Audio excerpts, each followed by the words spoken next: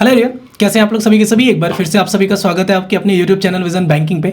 उम्मीद है सभी अपने घर में सेफ होंगे, सुरक्षित होंगे। आप सभी की तैयारी आरआरबी पीओ आरआरबी क्लर्क 2023 के लिए बहुत ही शानदार तरीके से चल रही होगी। अभी आपके साथ एक सेशन कंडक्ट कर रहे हैं, रात के 9 बजे डेली होता है कंप्यूटर का।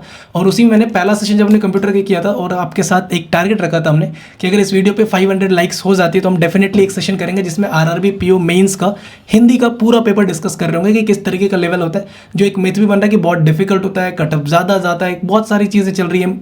तो एक पूरा सेशन इस पे कंडक्ट कर रहे होंगे जिसमें 40 क्वेश्चन हिंदी के अटेम्प्ट करके देखेंगे कि लेवल क्या रहता है, किस तरीके का क्वेश्चन आता है। मैंने मेंस का पेपर दिया हुआ है, तो जब मैं इस पेपर को सॉल्व कर रहा हूँ तो एट द एंड मैं आपको बता पाऊंगा कि अगर इस लेवल का क्वेश्चन आता है तो एक एक्सपेक्टेड कट ऑफ कहाँ तक जा सकता है।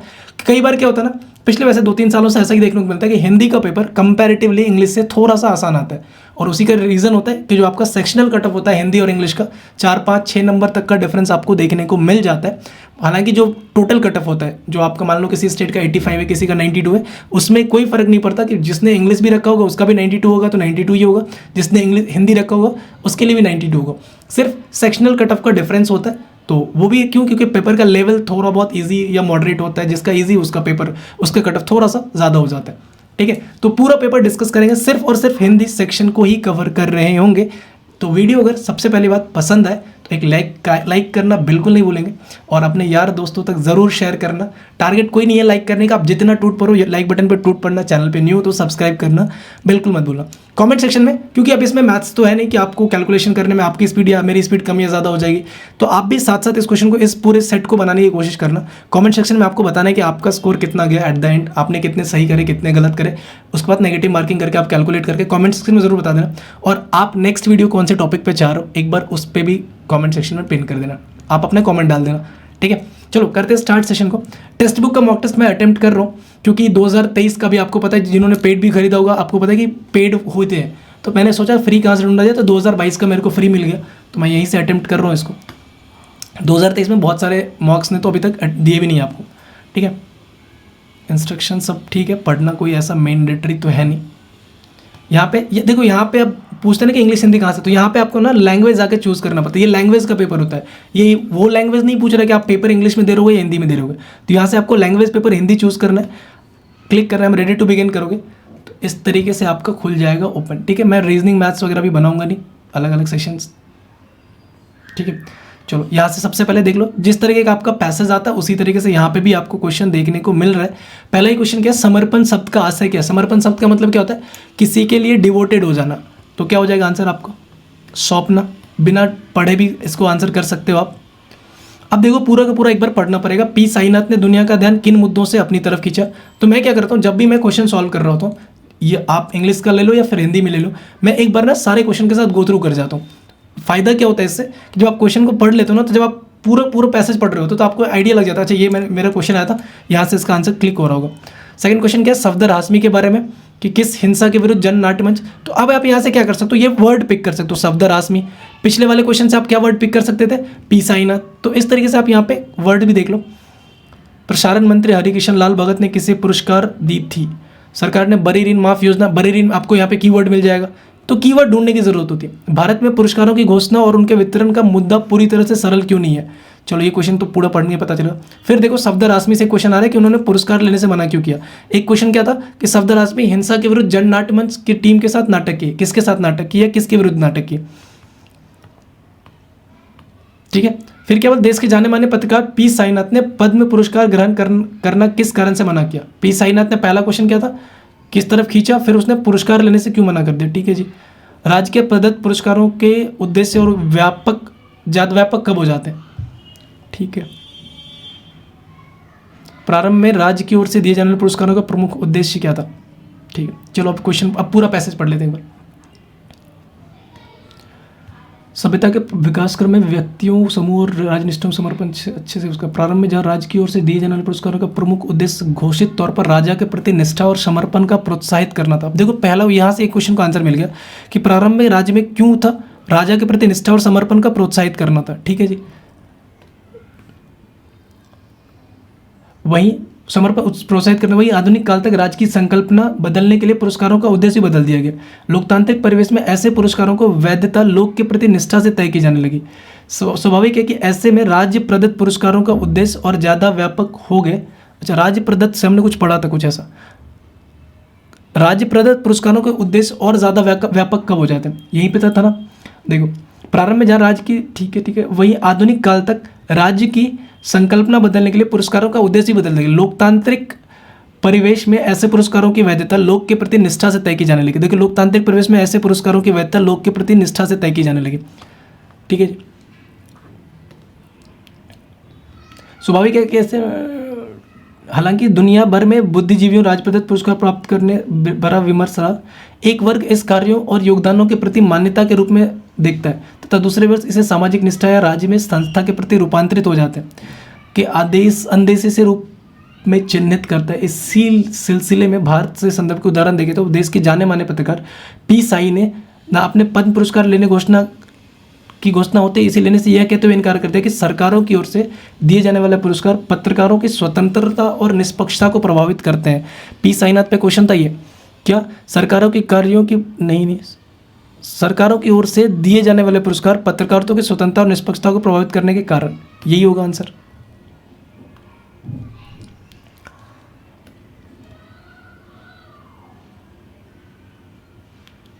करते ये पुरस्कार लोकतंत्र के चौथे स्तंभ को कमजोर कर सकते हैं। पी साईनाथ ने उन गिने चुने पत्रकारों में शामिल है जिन्होंने भारत के किसानों की समस्या और किसानों द्वारा की जा रही आत्महत्या के मुद्दों पर पूरी दुनिया का ध्यान खींचा था। देखो, ये किस मुद्दे पर खींचा था, क्या है, भारत के किसानों की समस्या और किसानों द्वारा की जाने वाली आत्महत्या के मुद्दे पर। सफदर आसमी के बाद अब क्वेश्चन आगे सफदर आसमी जी भी आएंगे कहीं पे। इसी संदर्भ में सुप्रसिद्ध इतिहासकार रोमिल थापर का विचार है कि शिक्षा शास्त्रियों को अपने कार्यक्षेत्र से मिलने वाले पुरस्कार ही लिए जाने चाहिए। इन्हें 2 बार पद्म पुरस्कार देने की घोषणा की गई, जिसे इन्होंने विनम्रतापूर्वक अस्वीकार कर दिया। ऐसे नामों की एक लंबी सूची मौजूद है जिन्हें नैतिक आधारों पर सरकारों से मिलने वाले पुरस्कारों को अस्वीकार किया। इसी संदर्भ में एक रोचक नाम किस सफदर आसमी का देखो आ गया। 1984 में प्रधानमंत्री इंदिरा गांधी की हत्या के बाद दिल्ली के सिख विरोधी दंगे भड़क गए थे। उन दिनों सफदर आसमी ने इसी हिंसा के विरुद्ध पूरी दिल्ली में अपना जननाट्य मंच, अच्छा देखो, किसानों के विरुद्ध नहीं, सिख के दंगों के विरुद्ध, ठीक है। हरिकिशन लाल भगत को किस तत्कालीन सूचना प्रसारण मंत्री हरकिशन लाल भगत के साथ किसे पुरस्कार दी जानी थी, ठीक है जी।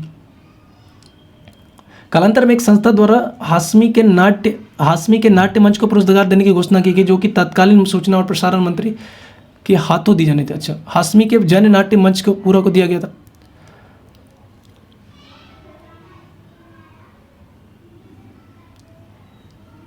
जानी थी, ठीक है।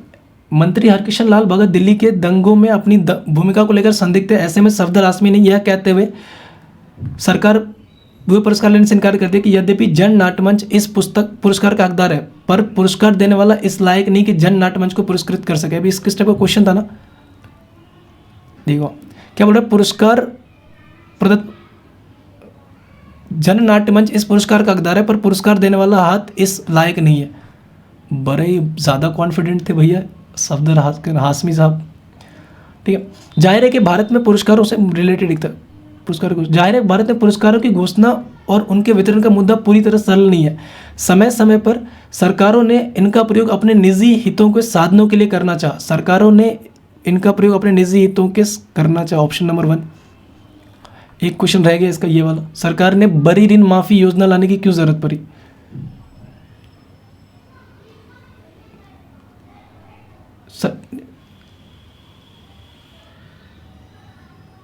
इस विशाल भूगोल वाले लोकतंत्र में भारत द्वारा दिए जाने पुरस्कार का वेतन प्रतिवर्ष सर्वाधिक सुर्खियों में रहा।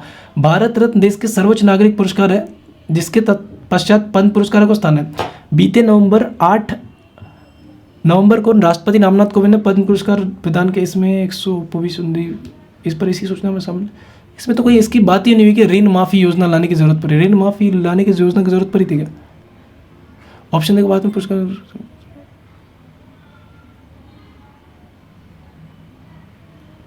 एक बार पढ़ो जरा, जहाँ पे इसकी थी।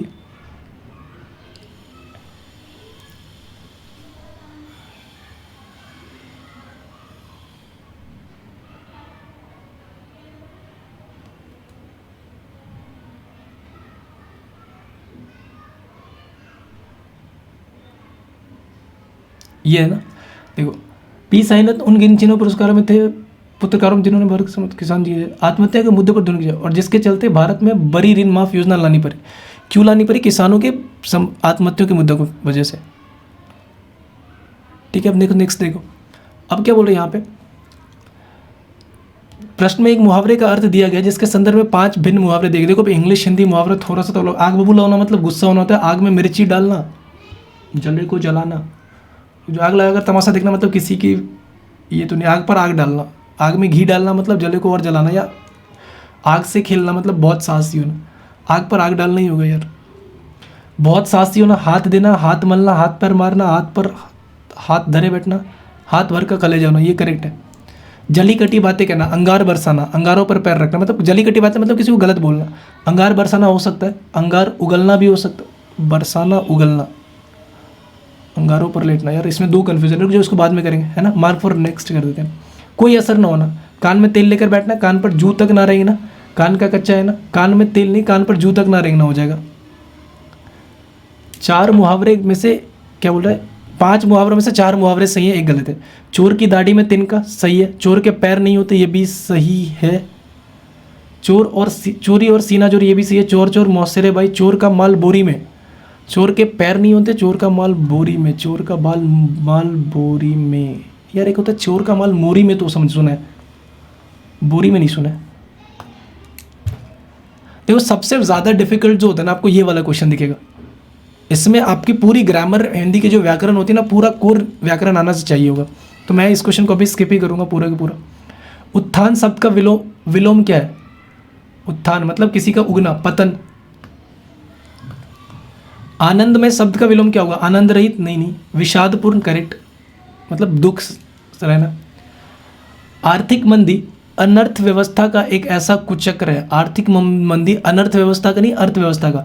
और एक चीज़ ध्यान रखना, जो आपके इंग्लिश के एरर होते हैं ना, उससे कहीं ज़्यादा आपको हिंदी के एरर होते हैं। क्यों? आपको जल्दी मिल भी जाएंगे, क्योंकि आप हमेशा जनरल लैंग्वेज जो आप बात कर रहे होते हो वो हिंदी में ही कर रहे हो, तो आपको पढ़ते पढ़ते आइडिया लग जाएगा कि यहाँ पे ये शायद मिसिंग है या फिर ये चीज़ गलत लिखा हुआ है। वर्तमान में जब मीडिया को सर्वाधिक राजनीतिक दल प्रभावित करते हैं, जब से मीडिया को सर्वाधिक राजनीतिक दल प्रभावित करते हैं, ऐसे में यह समझना, सी आएगा, सॉरी बी आएगा। ऐसे यह समझना नहीं होगा, ऐसे में यह समझना होगा। भारत में रणनीतिक विनिवेश को मूल आर्थिक सिद्धांतों द्वारा निर्देशित किया जाता है। ठीक है, सरकार को उन क्षेत्रों में अपनी हिस्सेदारी को कम करना चाहिए जो वस्तुएं एवं सेवाओं का विनिर्माण करते हैं और जहां प्रतिस्पर्धी कॉम्पिटिटिव मार्केट की बात कर रहे हैं, तो ऑप्शन नंबर डी आएगा, सॉरी अरे बी। चलो डी टिक करते हैं, देखते हैं क्या होता है। अधिकांश व्यक्ति जब अपने अनुभवों के आधार पर अपने भविष्य की रूपरेखा बनाते हैं तो अनजाने में ही अपने डरों से संचालित हो रहे होते हैं। इस प्रकार डर हमारे जीवन की दिशा निर्धारण में महत्वपूर्ण भूमिका होता है। हर जीवन में दिशा निर्धारक की महत्वपूर्ण भूमिका होती है, सही है। असल में यह बात तो यह है कि मानव समाज ही नहीं, संपूर्ण सारा जीवन जगत डर। देखो संपूर्ण जब दिया हुआ है तो सारा का क्यों वैल्यू है, ये गलत हो जाएगा भैया, डी फिर से। वर्ष 2019 में भारत में बैंकों का राष्ट्रीयकरण का 50वां वर्ष पूर्ण हुआ। इसीलिए आवश्यक है कि सार्वजनिक क्षेत्रों के बैंकों का एक वस्तुनिष्ठ मूल्यांकन किया जाए। वर्ष 1969 में बैंकों के राष्ट्रीयकरण की शुरुआत से ही भारत ने आर्थिक क्षेत्रों में महत्वपूर्ण प्रगति की है, जिससे भारत का स्थान विश्व की 5 सबसे बड़ी अर्थव्यवस्थाओं में से एक है। वर्ष 2019 में भारत ने बैंकों के राष्ट्रीयकरण का 50वां वर्ष पूर्ण हुआ है। ठीक है, इसलिए यह आवश्यक है कि सार्वजनिक क्षेत्रों के बैंकों का एक वस्तुनिष्ठ मूल्यांकन किया जाए। वर्ष 1969 में बैंकों के राष्ट्रीयकरण की शुरुआत से ही भारत ने आर्थिक क्षेत्र में महत्वपूर्ण प्रगति की है, जिससे भारत का स्थान विश्व की 5 सबसे बड़ी अर्थव्यवस्थाओं में से एक है। यार इसमें तो कोई एरर नहीं नजर आ रहा है, ठीक है मैं करूँगा इसको, नो एरर ही लग रहा है मेरे को। तो ये महात्मा गांधी जी ने भारत को सपना देखा था, नहीं बनेगा, भारत को एक निर्मल और स्वच्छ देश बनाने का मतलब रॉ से चुक बनाने का सपना देखा था। अब देखो रॉ के बाद कौन सा सेंटेंस स्टार्ट हो रहा है तो मैं ये पिक करूंगा। अब इसकी सीक्वेंस में चलते चला जाऊंगा, ये नहीं कि भैया मैं कुछ भी रैंडम ले रहा हूँ। मैंने देखा पहला नहीं क्लिक हुआ कि महात्मा गांधी जी ने भारत को सपना देखा था, नहीं मिल रहा। महात्मा गांधी जी ने भारत को एक निर्मल और स्वच्छ देश बनाने का, मतलब रॉ से स्टार्ट हो रहा है, हो सकता है पॉसिबल, चेक कर लो। सपना देखा था, अपने सपने के संदर्भ में, मतलब यह के बाद हुआ गांधी जी ने कहा था कि स्वच्छता स्वतंत्रता से भी ज़्यादा जरूरी है, क्योंकि स्वच्छता ही स्वस्थ और शांतिपूर्ण जीवन का एक अनिवार्य भाग है। Option number B correct answer बन जाएगा। समाज में प्रत्येक मनुष्य अधिकतम अपने हित, विभिन्न व्यक्तियों को नहीं आएगा, साधनों का प्रयास करता है, हित साधनों का प्रयास करता है, हित को हितो विवाद, देखो विभिन्न नहीं आएगा, हित को हित साथ नहीं आएगा, विवाद या समाज में प्रत्येक मनुष्य अधिकतम अपने हित विवाद या संघर्ष उत्पन्न करता है। सामाजिक, अगर मैं वो से देखूँ, वो से देखूँ तो वो से सामाजिक विभिन्न व्यक्तियों, सामाजिक के बाद वो के बाद यो है तो पॉसिबल नहीं है। अब ये देख लो, समाज में प्रत्येक मनुष्य अधिकतम अपने हित साधनों का प्रयास करता है, मतलब रॉ आना चाहिए, जिससे समाज में विभिन्न व्यक्तियों एवं व्यक्ति समूहों के मध्य यो आ गया विवाद या संघर्ष उत्पन्न होता है। सामाजिक हित को ध्यान में रखते हुए इस विवाद को सुलझाना ही सामाजिक न्याय है। रॉ या वॉलो is the right answer. Bharat एक विकासशील देश है और यहाँ की जनसंख्या भी चीन को पछाड़कर, यहाँ की जनसंख्या भी, मतलब विकासशील देश है, चीन को पछाड़कर विश्व की सर्वाधिक जनसंख्या वाला चीन ही, किंतु चीन तो आएगा नहीं। भारत का विश्व में दूसरा स्थान, ये भी नहीं आएगा। तेजी से विकास, ये हो सकता है। भारत एक विकासशील देश है और यहाँ की जनसंख्या भी तेजी से विकास कर रही है। जनसंख्या वृद्धि में मामले में भारत का विश्व में दूसरा स्थान है, पहले पायदान पर चीन को पछाड़कर विश्व की सर्वाधिक जनसंख्या वाला देश। नहीं, रुक जाओ।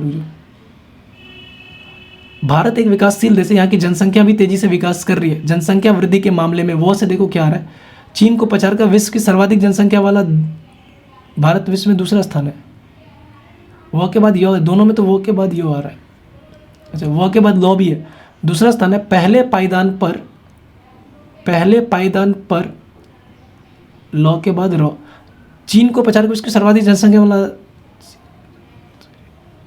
नहीं चीन है किंतु विशेषज्ञ, अच्छा ये भारत का विश्व में दूसरा स्थान है, पहले पायदान पर चीन है।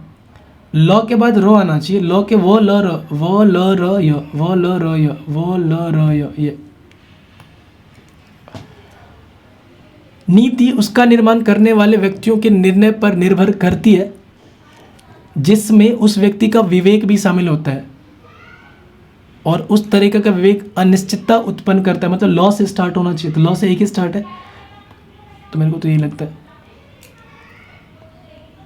वर्तमान में भूमि सुधार राष्ट्रीय स्तर पर गंभीर चिंता का विषय है। वर्तमान में भूमि सुधार ठीक है विषय। भारत में भूमि आज भी संपत्ति का एक महत्वपूर्ण अंग है। कृषि सुधार और कृषि विकास हेतु व्यापक भूमि सुधार नीति एक अनिवार्य शर्त है, लेकिन इस संबंध में कुछ किया जाना शेष है। ठीक है, अतः भूमि के संबंध में तो ये, तो इसके साथ तो ये नहीं होगा।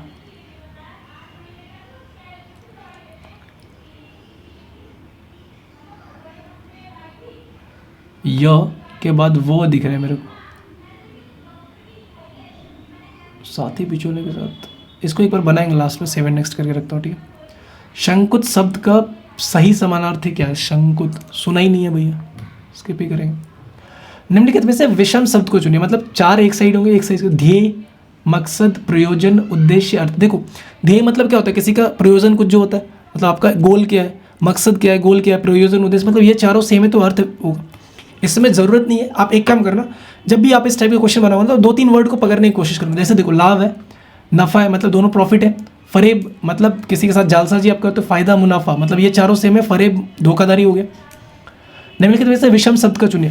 कुलीन जिसके बाद बहुत कम होता है, वैभव बहुत ज़्यादा वाला, संपन्नता बहुत ज़्यादा वाला। अब देखो वैभव संपन्नता एलिमिनेट तो इन दोनों में से नहीं हो सकता, क्योंकि ये दोनों सिमिलर है, तो एलिमिनेट तो यही हमेशा होगा। तो मेरे को श्री का मतलब पता होता तो भी, समृद्धि का मतलब पता होता तो भी नहीं, मेरे सीधा सीधा पता कर कैलकुलेट कर, मतलब टिक कर देता, कैलकुलेट कर देता, मतलब मैथ्स वाला लैंग्वेज आ ही जाता है। निम्नलिखित में से विषम शब्द का चयन कीजिए। समुचित मतलब कंप्लीट, अभियोग मतलब किसी पे कोई मुकदमा चलाना का अभियोग बोलते हैं। दोषारोपण वही चीज़ है, लांछन, आरोप। समुचित अलग है, ये चारों सेम है। ऊपर की ओर उछाला या फेंका जाने वाला, पता नहीं, जिसका कोई शत्रु पैदा ही ना हो, अजात शत्रु। कुछ चीज़ें, कुछ तो देखो अगर आपने बचपन में भी 9-10 तक तो सबने पढ़ी है ना, कम से कम हिंदी, तो और आप अगर याद, जो बेसिकली मैं बोल रहा हूँ ना बिहार के हो या फिर स्टेट बोर्ड वाले हैं ना, उनको ये बहुत सारी चीज़ें पढ़ने को मिली होंगी हिंदी में। तो बिहार बोर्ड वालों के लिए तो मेरे को लगता है ज़्यादा ईजी है हिंदी। अतिथि गलत है भैया, थ के साथ भी ये आएगा। परिभाषा बिल्कुल से, शुद्ध वर्तनी बताना, सूर्य उल्टा लिखा हुआ है। उपधि नहीं होता, उपाधि होता है। निर्माता ऐसा लिखते नहीं अपन, तो भैया परिभाषा का वर्तनी सही, मतलब स्पेलिंग बोल रहा है। शुद्ध वर्तनी, आच्छादन क्या होता है, पढ़ा नहीं है, मतलब पढ़ा होगा, मेरे को क्लिक नहीं कर रही है। तत्सम तद्भव, संस्कृत के वर्ड आते हैं, जिस किसी ने भी बोला ना संस्कृत के वर्ड आते हैं भाई, तत्सम तद्भव। शंकुत नहीं बनेगा, ये तो नहीं बनेगा। 36 से ऊपर के उछाला जाने वाला 30, बेहतर होगा इसी को बना लेते हैं, ठीक है। वर्तमान में भूमि सुधार राष्ट्रीय स्तर पर गंभीर चिंता का विषय है। भारत में भूमि, क्लिक नहीं कर रहा यार, और क्या क्या छोड़ा है हमने। देखो अगर आप देखोगे ना 18-20 मिनट के अंदर आराम से बन जाएगा पूरा पेपर। जली कटी बातें कहना, अंगार बरसना, बरसना नहीं होगा, अंगार उगलना होगा। मेरे को लगा बरसाना था, अंगार उगलना होगा यहाँ पे, ठीक है। 16, 17, 18 ये तो मेरे से नहीं बनता है, तो मैं नहीं बनाऊंगा।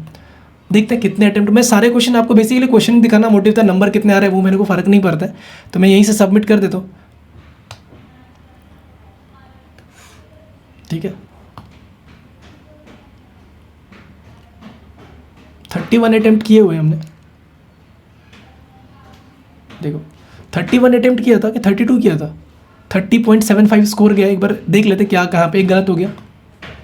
और अगर आप कटअप भी चेक करोगे ना, देखो यहाँ पे ज़रा, यहाँ पे जो कटअप भी लाइक करते हैं ना, हिंदी लैंग्वेज का कटअप देखो 12 से 14 के बीच में दिखा रहा है। अगर आप इसी में, अगर इंग्लिश का मैंने अटेम्प्ट नहीं किया, इसमें कितना गया, तो 12 से 14। आप एक चीज़ देखो, सीधी सीधी बात है, किसी भी स्टेट का कटअप मैक्सिमम कितना चला जाता है, 90, 95 चला जाता है। लास्ट ईयर की बात करो 95, 96 था, तो अगर मैं 95 एक एवरेज ले रहा हूँ, सीधी सी बात देखो, यहाँ से 30 नंबर आपके आ रहे हैं ना। मैथ्स रीजनिंग में इतना आसान नहीं होता, 30 आप आराम से वहाँ से भी लेके आ सकते हो 100 में से, तो 90 नंबर आप इन्हीं 3 टॉपिक से लेके आ सकते हो। बाकी आप कंप्यूटर और इसका जितना ज़्यादा लेके आओगे, आपके लिए ज़्यादा ईजी हो जाएगा आपका इंटरव्यू। जितना ज़्यादा मेंस में नंबर होगा, इंटरव्यू में उतने कम नंबर पे भी काम चलेगा, ठीक है। 95 अगर एवरेज ले रहे हो तो देखो 30 नंबर नहीं मानो, 30-25 मान लो, 25 तो लेके आ जाओगे सभी के सभी। अपने एक बार तो कमेंट सेक्शन में स्कोर जरूर बताना कि किसने कितना स्कोर किया। 25 भी ले जाओगे ना तो 60 इधर से आ जाएंगे, 60, 25, 85, 60 से ज़्यादा लेके आओगे मैथ्स रीजनिंग में, ठीक है। तो ये एक क्वेश्चन कुछ गलत हो गया होगा, देख लेते हैं कुछ क्या गलत हो गया, एक बार देखने को तो देख लेते हैं। सॉल्यूशन में आ गया,